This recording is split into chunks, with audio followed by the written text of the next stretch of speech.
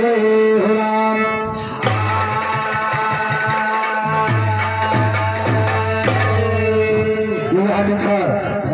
अब आगे कहानी है आया की शादी नैनागढ़ की लड़ाई। कहना बात और कूपन बारी लौट के आए डल से सब हाल बताए तो का सुनवाया है बुलाए सुन के बधू दल भई रे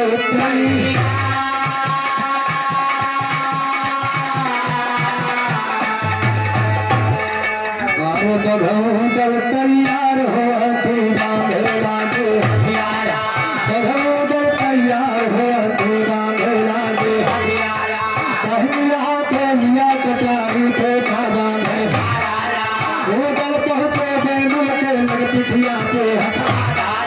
भूगल कहा कि हरे बैना हो नैना का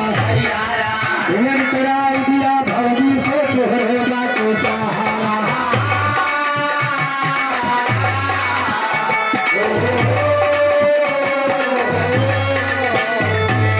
रामचंद्र दुबेपुर कालकन के पास 50 फुट समान है घर कराई दिया भौजी से तोहरेगा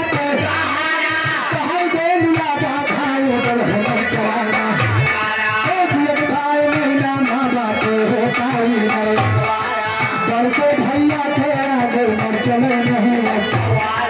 धोखा हो जाते हैं साथों समर भूमि को भूगल कहा कि हरे बेलिया तो कर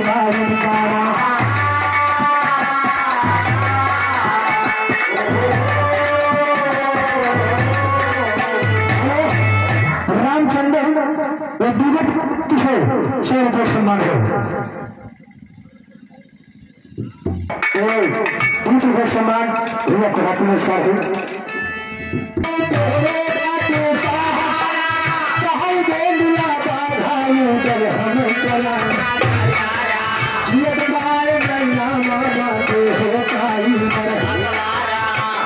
भैया के आगे मर चले नहीं धोखा हो जाए तोहरे साथ समर घोर के भूगल कहा कि हरे बेलिया तो कर बाकी तुम्हारा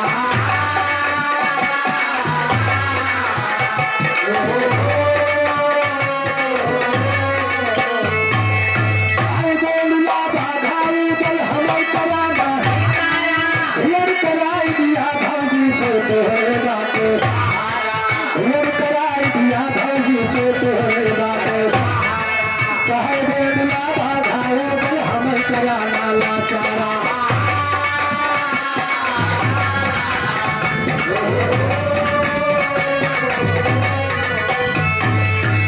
भौनी टोला के धरती से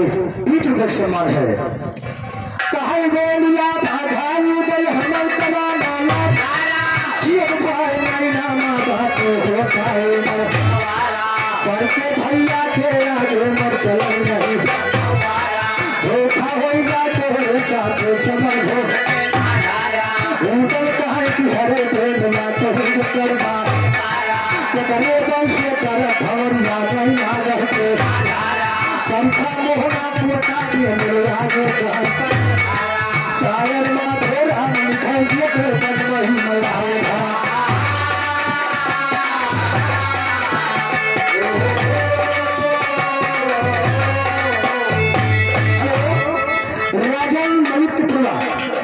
समाज है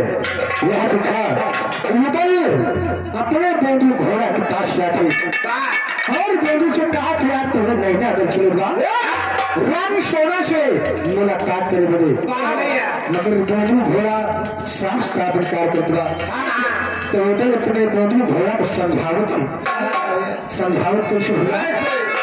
अरे मुगल कहे बेनुला बोला अरे अमृत माया किसना खोला लोग सोनमती के बोला कर लोग सोनमती के बोला कर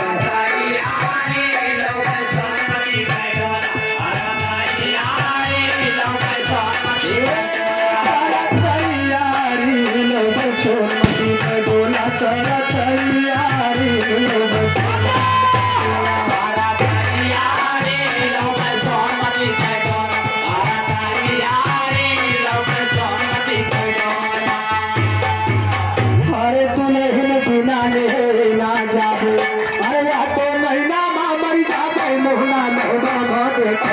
सोना परधारी मोहना मोहना देखो सोना परधारी मोहना मोहना देखो सोना परधारी मोहना मोहना देखो सोना परधारी मोहना मोहना देखो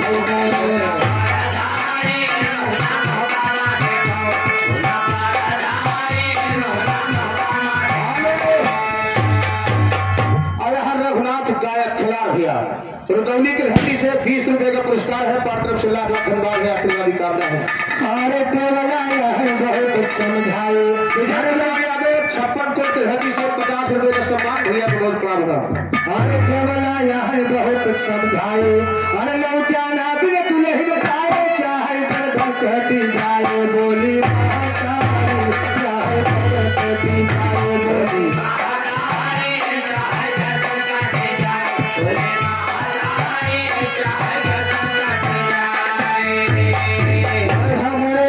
बचना तेरे बिना जाबना नहीं या तो खाए मारी जागे या तो खाए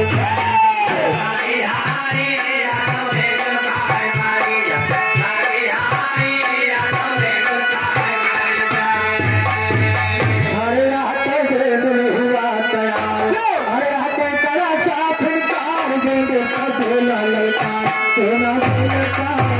बेदुल का बोला ललका सोना वाला गाने बेदुल का बोला ललका सोना वाला गाने बेदुल का बोला ललका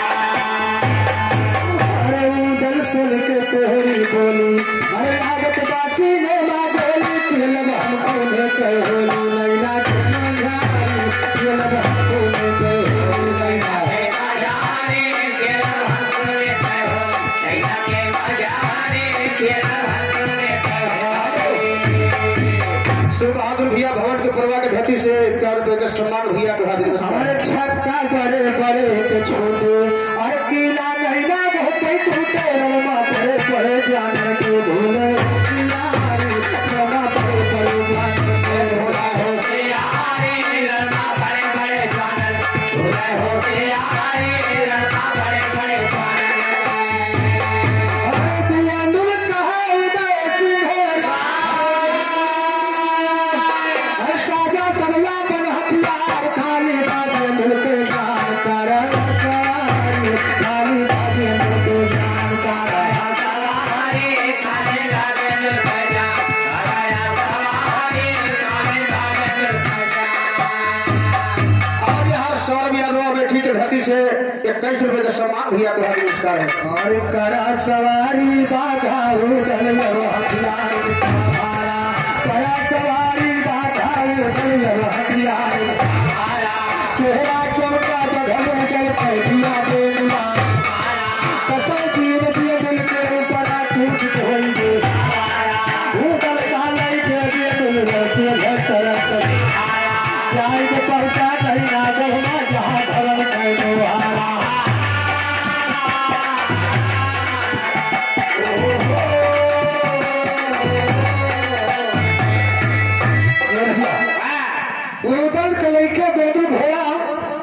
नैना कर जा रहा है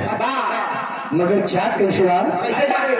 अरे उदल जाती है नैना तो भारी करे सोनवा से दीदार और भयो भी अदल घुमड़ पे सवार अरे उदल का लई के रूहा पे अदल घोड़ा जैसा लगवा की राना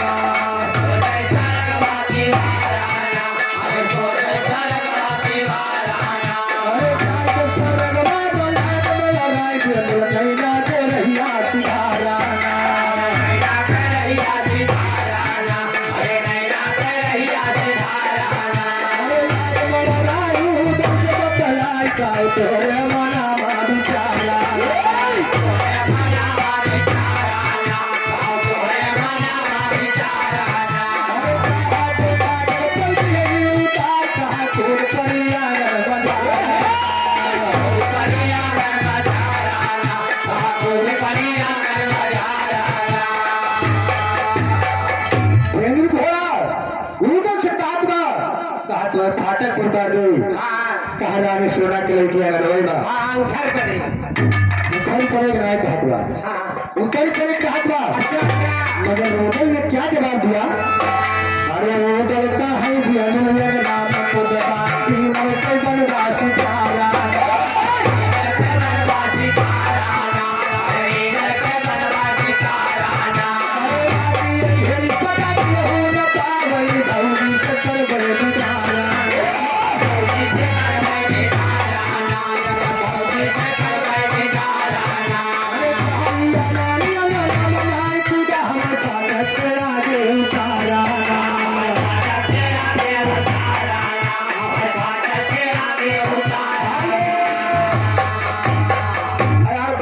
₹100 का सम्मान आया है भैया को बहुत बड़ा आशीर्वाद करता है। अरे के सरवा से कूद पड़ा भी अंदर जाए के निफाटर मोहारा के निफाटर मोहारा जाए के निफाटर मोहारा अरे तला पिया से ही दल जाओ महल के भीतर महल के भीतर अरे जाओ महल के भीतर अरे चला जाओ सुल्तान खुला भाषा के प्यारा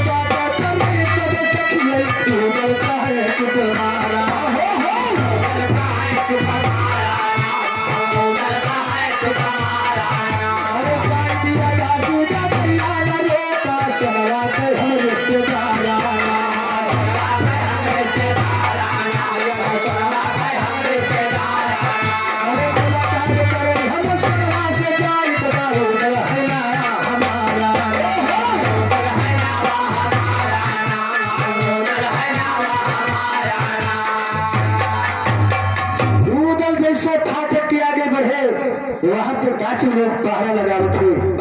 चारों तरफ से उधर के छेद खड़ी हो जाती तब देखा उधर वही जगह पर सखियों ने पूछ देते मोहरिया निकार उधर सखियों अपनी थैली से सोने के मोहर निकाल के एक सखी के 5 मोहर पकड़ा गए कहो कैसे लेके गई ही मोहरवा फर्क बात नहीं बा सोने के मोहर अच्छा पीस के पी जा चुका मोहरिया भैया पीस के पी लिए ना पेटे की जितनी बीमारी हो खत्म क्या सोच न बने निकल जाए बीमारिया लेकिन अरे खुशी भाई दादी छुआ दिए रहिया चला के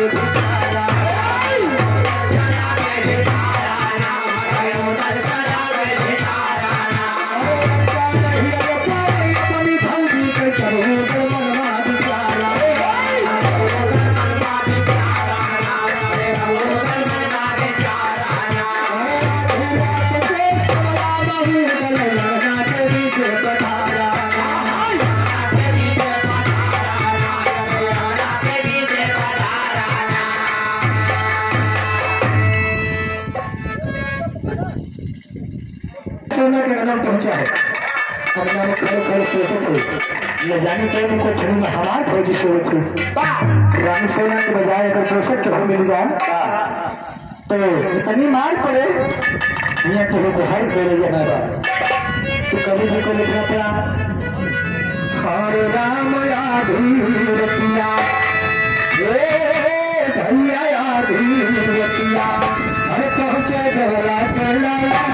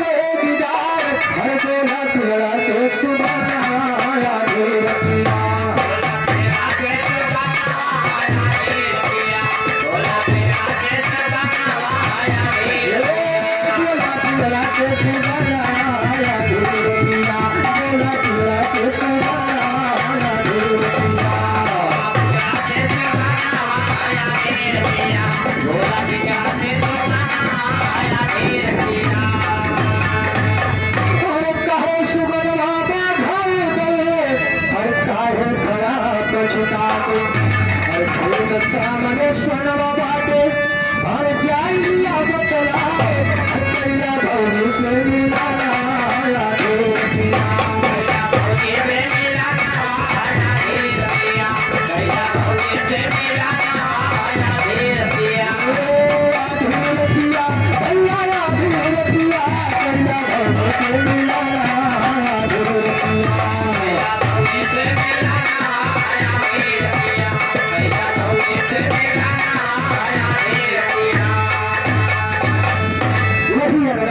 बाबूजी वही पेड़ में सुनकर टांगा बा जीवन सुनकर पार्टी लेके दिए महुआ रहा जब उठल का देखत बात पहचान लेत बा वही सुगना से उठल का इशारा करत बा ऐसे सामने वाले को थोड़ी में तो हाथ भौजी से उठी चाय के मुलाकात करेगा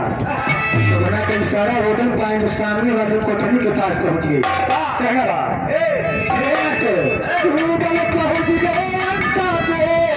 सोनवा को लगे जगाए खुदा न सोन मती को हर रतिया भी कल जाए उसमें कलमा से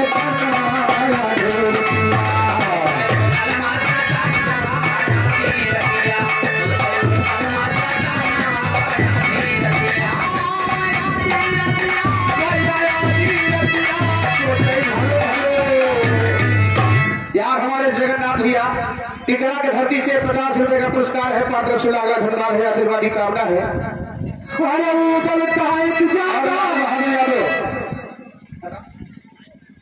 रामरापुर की धरती से 23 रुपए का पुरस्कार भैया बड़ा नमस्कार वाह भैया। यार भैया के फरमाइश बा कि राजा मोरल ध्वज के विरहा सुना दिया।